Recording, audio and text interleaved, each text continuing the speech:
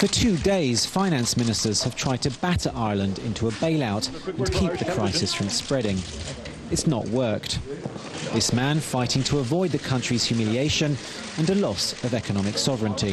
There's full support for the Irish position within the wider group of European nations. The engagement now takes place. That's what's important. It begins later this week. Let's look at the facts and let's make our decisions based on facts. At Wednesday's news conference, the questions were pointed.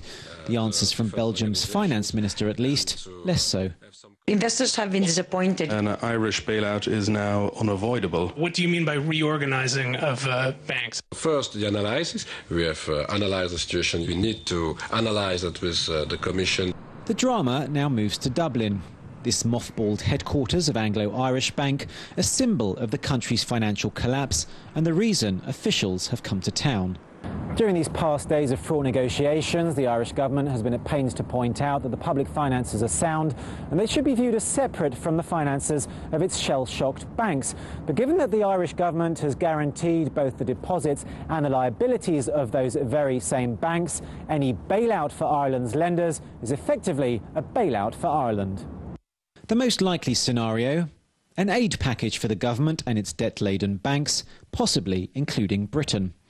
By one estimate, 80 billion euros may be needed. Another possibility? No deal, and Ireland takes care of itself. That may keep the EU out, but the boss of Dublin-based Ryanair says that would be a pointless achievement. I don't have the same negative response to the IMF. I mean, they came into the UK in 1974, they were gone in 1977.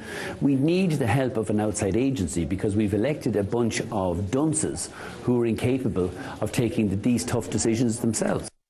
There are some positive signs. Bookmakers Paddy Power yesterday announcing the creation of 500 new jobs here. More broadly, there's anger that global investors have been betting against this small European country, the odds of avoiding a bailout diminishing by the day. Elliott, Gotkine, Bloomberg, Dublin.